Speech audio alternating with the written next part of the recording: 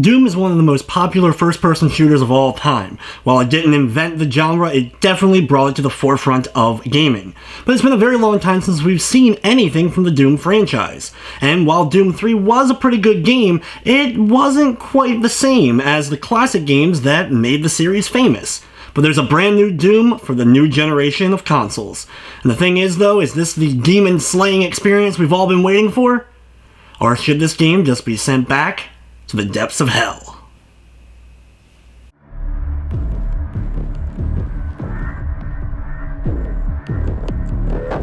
When it comes to my memories of Doom, one of the funnest things of those old classic games was just the amount of monsters and chaos that was going on in almost every part of the game. Sure, there was a bit of puzzle solving, there was a bit of maze and key card collecting, but for the most part, the bulk of my enjoyment always came from a giant room filled to the brim with monsters and me just barely being able to survive it, quickly switching off my weapons to better fit the situation, and just getting out of there by the skin of my teeth. The thing that makes the new Doom so much fun is the same exact reason. This game is filled to the absolute top and overflowing with demon encounters, and there is a ton of monsters for you to slay throughout the main story. The main campaign for this Doom does not hark on over-exaggerated storylines and tons of dialogue that really bog down the process. Throughout the course of the game's 13 missions, there's only a couple of small times where you're forced to just stand still and listen to dialogue going off. A lot of the game's story and dialogue sequences are done as you're playing. You can actually bypass and just walk on through to next door and get back to your demon slaying without really caring all that much about the game's main story. There's also plenty of little things for you to find that will give you more backstory on what exactly happened on the Mars station before you ended up starting your journey. If you're looking for a really in-depth and intelligent storyline, you're not going to find that much here with Doom. It is very straightforward and just gets the job done at the most minimum so that you have a reason for why you're doing things, but it isn't anything really philosophical or anything unexpected. The game's story takes place for the most part on a space station in Mars. Earth has run out of energy, and they're using this station in order to open up a gate to Hell and use energy from Hell and converting it into a usable source for Earth. And of course, as you can expect, this causes all kinds of problems as a gate ends up opening between Hell and Mars, and you will jump back and forth between the space station on Mars and Hell itself in order to try to close and finish the situation. The real reason you should even be checking out a game like Doom, though, is for the action, and there is an absolute ton. It's very few times where you go more than a room or two before another forced demon encounter, let alone the other little demons that are in between those particular rooms. A lot of the game has you having to defeat a large room full of demons before you're able to unlock the next gate or access the next key card or whatever it may be in order to advance to the next area of the game.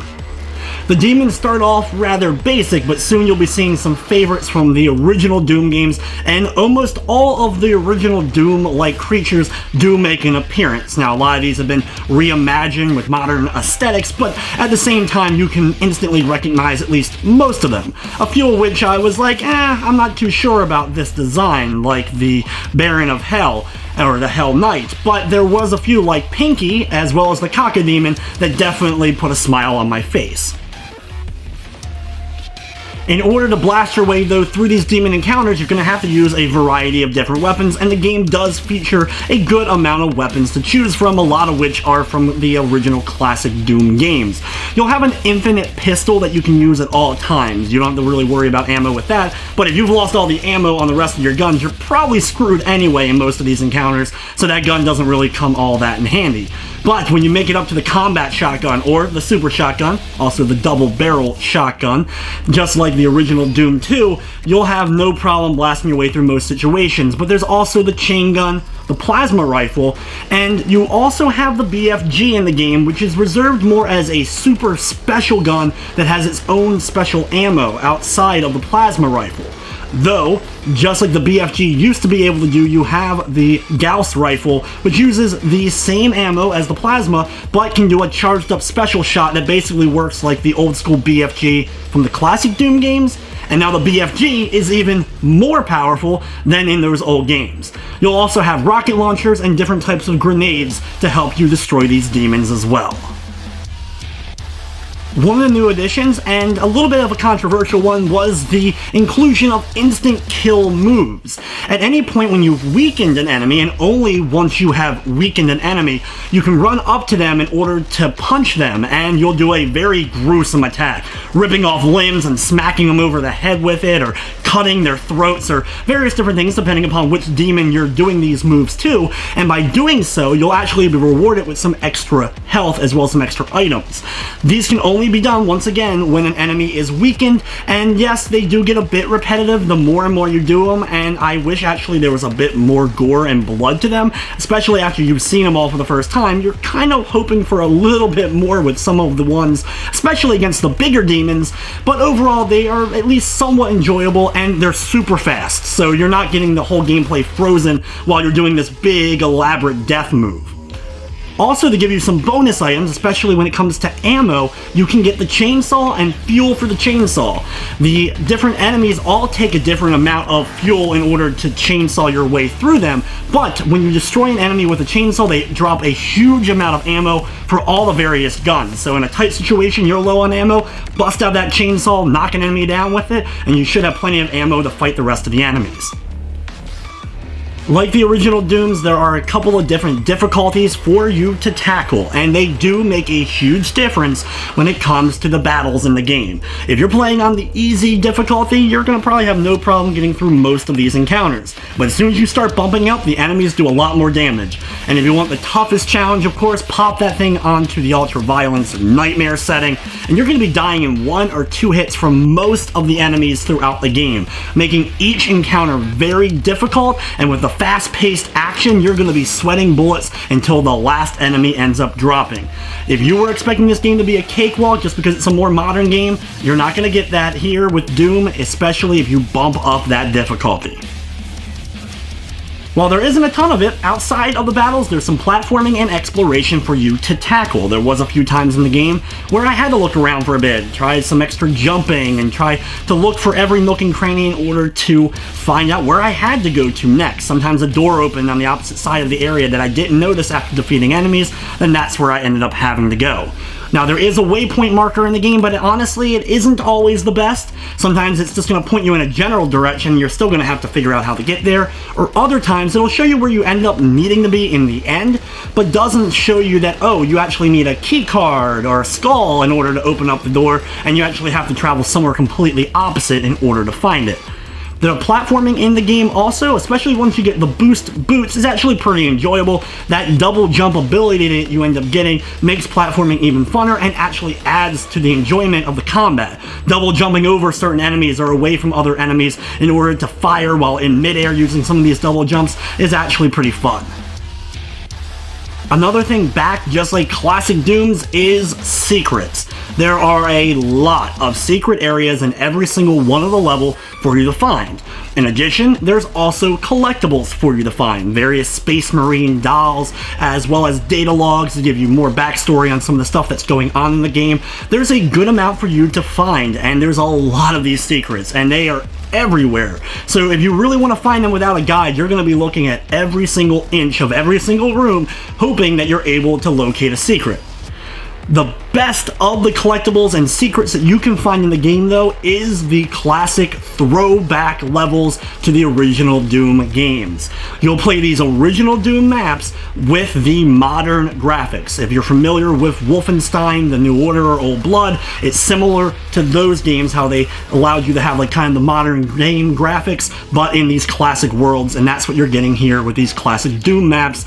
Easily one of the coolest extras or Easter eggs included in this new game.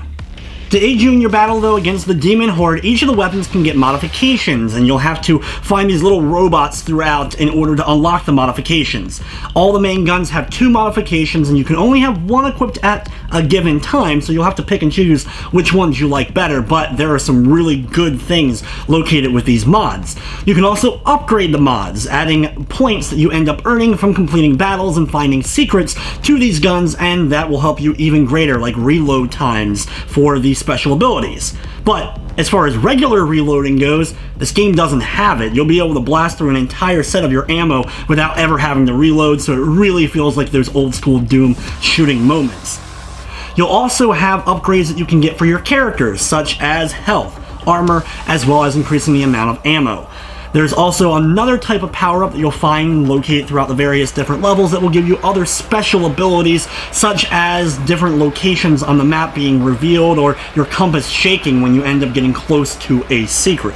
So there's a lot of things you can do with the weaponry. You're upgrading your character and upgrading your senses. So it's a good idea to go after all those various different collectibles and all those secret areas in order to be able to do so.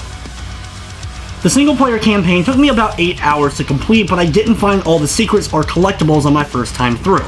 Also, depending upon what difficulty you play on will definitely take you longer in order to make it through the campaign. I highly recommend if you're an old-school Doom fan and you decide to give this a try, bump the difficulty up right away and jump in. You're probably going to have a pretty darn good time blasting your way through all these demons. The bulk of the game is you fighting and the combat, and it feels so close to those old Dooms, at least the closest that we're ever going to get with modern 3D graphics and on modern consoles. So if you're very nervous about picking up as an old school Doom fan, I think you're probably going to end up enjoying especially the single player campaign, but there is a bit more to the game than just that.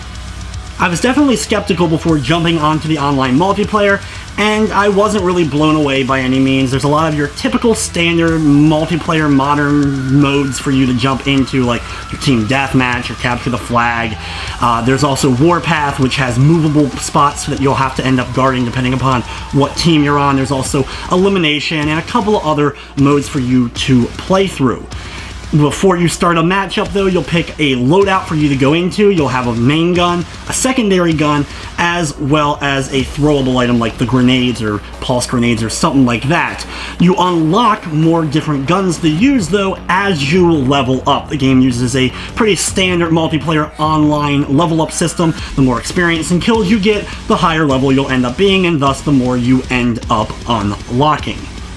The maps themselves, though, also include some of the more overpowered guns that you can find once in a while, like the BFG, which will annihilate any of your enemies. The coolest part, though, about the online mode is being able to turn into a demon. Sometimes randomly, you'll see a countdown clock and a demon spot will appear on the map. If you're the first person to get to it, you'll be able to turn into one of the 4 playable demons, such as the Revenant or the Mancubus, and then be able to wipe out anyone that gets in your way for either a set period of time or until the enemy team ends up defeating you. Also on the map, just like single player, there are some power-ups you can find that you can use for a limited amount of time, such as the ability to go invisible or faster movement. Also in single player, you'll find stuff like quadruple damage as well as Berserk Mode, one of the absolute most classic things from the original Dooms. And when you're in Berserk Mode, you instantly kill anything with a single punch. Just run up to it, hit that attack button, and you'll instantly kill even the biggest of demons. Like always though, I am far from an expert when it comes to the multiplayer. I definitely enjoyed some of the moments I ended up having with it, but it's felt like pretty typical multiplayer shooter fare. So if you're looking for this game strictly for multiplayer, I'm gonna suggest you probably look at some other games. But there is one more mode though that makes Doom a pretty fun package. The final main mode for Doom, though, is the Snap Map mode, which got a lot of buzz going into the launch of the game. As soon as I saw it, though, it immediately reminded me of the old-school PlayStation 2 era Time Splitters games, which include a map maker where you could set goals, put in certain types of enemies, and different situations for you and your friends to battle against, as well as be able to download them via online. If you were familiar with that in any way, this is exactly what is being brought here now, but on a modern console. You're able to create all kinds of different maps and situations, pop in explosive barrels, different weapons, different enemies, have different sets of objectives that you'll have to complete. You can set up multiplayer style matchups on these snap maps or do single player style of levels. If you're one of those really creative type that can get into this, you'll probably find yourself playing for hours, figuring out exactly what works best, creating some really interesting and maybe crazy maps overall, and then you can upload them for your friends to download or just anyone to be able to download them. You can also easily find other people's maps by putting in your name. You'll have to come up with a name when you first start up the Snap map, and then you can easily find maps created by that particular stream name. While I only scratched the surface when it came to creating maps myself, since I am far from the creative type when it comes to these things, there is a lot of potential when it comes to the Snap map mode. In the graphics department, the game gets the job done. There's a few locations in particular, especially when you're on like the main surface of Mars and when you jump into hell itself, that really stand out. A lot of the game does take place amongst the space station, so you're going to see sci-fi elements and just mechanical things everywhere, but they're never really bad by any means, but they're not the most spectacular graphics I've seen the PS4 being able to do. The blood and gore, though, also really stood out a few times, but I just wish there was a bit more to it. The game ran fine. I wasn't running into frame rate drops during the main gameplay. It didn't crash on me, and I really didn't notice any major glitches of any kind. I did run into some lag when it came to multiplayer, but you're always going to find that depending upon who your opponents are and what their connections end up being. There was a couple of those times where an enemy ended up jumping really quickly because you could clearly see that their connection wasn't the greatest, but overall though, the multiplayer ran pretty smoothly. In the end, if you're an old school Doom fan and you're very skeptical about modern games in general, I say this is probably the best effort I have seen to bring back a classic shooter franchise and try to bring it to the modern day. It's filled with action. There's only those little bits of exploration and tiny bits of story that kind of get in the way from going from room to room and blasting hordes of demons.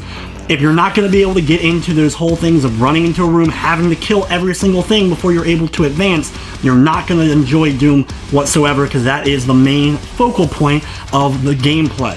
Now, they do a good job with the variety of various demons, though, that you get to destroy, and they're always changing them up, which ones you'll have to fight, and combinations of certain demons can definitely be a headache to even begin to tackle when it comes to the more advanced levels in the game. With all that being said, though, I'm going to be giving Doom on the PS4 an 8 out of 10. It's also, of course, available on the Xbox One, and classic of all, it's on PC, of course. I love the old school feel, the action. There was so much action going on in this game, and not being bogged down by story really helped it feel like an old school style of game. Bethesda and id did a great job of bringing back another classic first-person shooter and bringing it to the modern day, just like they did with the recent Wolfenstein games. But anyway, guys, that's going to wrap up this review. I'd like to thank you for watching, and of course, I hope you enjoyed.